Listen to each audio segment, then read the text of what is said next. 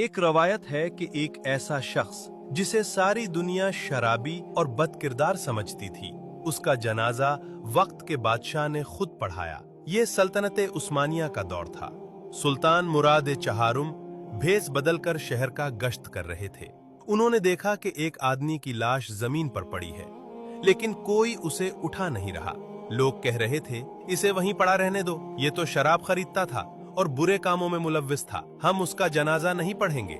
सुल्तान को तरस आया। वो लाश को उठाकर उसके घर ले गए। जब उसकी बीवी ने लाश देखी तो वो रो पड़ी और बोली, लोग सच कहते हैं, लेकिन वो ये नहीं जानते कि तुम अल्लाह के वली थे। सुल्तान हैरान रह गए और पूछा, ये कैसे मुमकिन है? लोग तो इसे शराब की दुकानों पर देखते थे। बीवी ने रोते हुए बताया, हाँ, ये शराब खरीदता था, लेकिन पीने के लिए नहीं, बल्कि इसलिए ताकि इसे नाली में बहा दे और किसी और मुसलमान के हिस्से में वो शराब ना आए। ये बुरी औरतों के पास जाता था, लेकिन बुराई के लिए नहीं, बल्कि उन्हें पैसे देकर कहता था कि आज रात घर रहना और गुनाह न करना।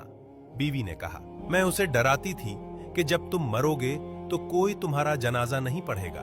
तो ये हंसकर कहता था, गम न कर, अल्लाह मेरा जनाजा पढ़ाने के लिए वक्त के बादशाह और उलमा को भेज देगा।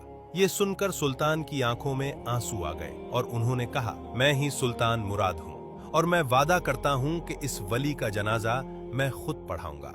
और फिर दुनिया ने देखा कि जिस शख्स को लोग धुतकार रहे थे, उसके जनाजे में पूरा शहर उमड़ आया।